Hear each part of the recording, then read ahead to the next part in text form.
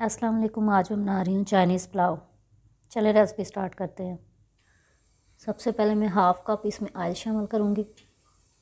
Oil गर्म हो गया। अब मैंने 5-6 जो लहसुन के लिए हैं उसको इस तरह मैंने पीसेस में काट लिया। इसको हल्का सा फ्राई करूँगी ताकि इसका कलर चेंज हो जाए। लहसुन फ्राई हो गया। अब इसमें मैंने 1 पाव के करीब बोनलेस चिकन लिया, उसको इस तरह पीसेस में कट कर लिया। इसको 2 मिनट के लिए फ्राई करूँगी ताकि इसका कलर चेंज हो जाए। चिकन का कलर चेंज हो गया, हल्का सा फ्राई भी हो गया। अब इसमें मैं ये इस तरह लंबी लंबी कटी हुई गाजरें, आप अपने स्टाइल से इसको छोटा भी काट सकते हैं, क्यूब्स में भी। मैंने ऐसा काटा। मिक्स करूँगी। अब मैं इसको देसी टच देने के लिए और थोड़ा स्पाइसी बनाने के लिए मैंने क्रश की हुई हरी मिर्चें वो शामिल कर दी।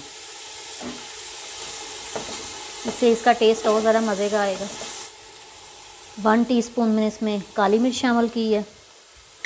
आप इसको अपनी मर्ज़ी से कम या ज़्यादा कर सकते हैं, जिस तरह आपने स्पाइसी रखना है।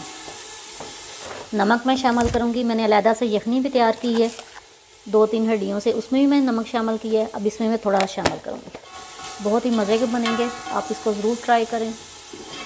जिन लोगों ने अभी तक मेरे चैनल को सब्सक्राइब नहीं किया, मेरे चैनल को सब्सक्राइब करें, वीडियो को लाइक करें, शेयर करें और रेसिपी ज़रूर ट्राई किया करें। मैं 3 टेबलस्पून सोया सॉस शामिल कर दूँगी और 2 टेबलस्पून सिरका। मिक्स करूँगी। ये फ्राई हो गई हैं। अभी जो मैंने यखनी तैयार की है वो इसमें शामिल कर दूँगी हस्बे ज़रूरत। अब इसके बॉयल होने का वेट करूँगी। पानी बॉयल होना शुरू हो गया। अब इसमें मैं चावल शामिल कर दूँगी। मैंने तकरीबन 1 kg चावल लिए हैं। चावल मैंने शामिल कर दिए हैं। अब मैं इसको मीडियम आंच पे रहने दूँगी और ढक्कन ऊपर रख दूँगी। अब इसमें ये इस तरह बड़ी कटी हुई कैबेज है वो इसमें मैं शामिल कर दूँगी। इसको बिल्कुल एंड पे डालना है तो ये बहुत जल्दी जो है ना पक जाएगी। ये अब मैंने अंडा जो है उसको मैंने फ्राई किया है वो शामिल कर दूँगी। स्प्रिंग ऑनियन शामिल किए हैं। हल्का सा इसमें चम्मच लाऊंगी और इसको मैं 5 मिनट लिए दम के लिए रख दूँगी। चाइनीज़ पुलाव देसी स्टाइल में तैयार है।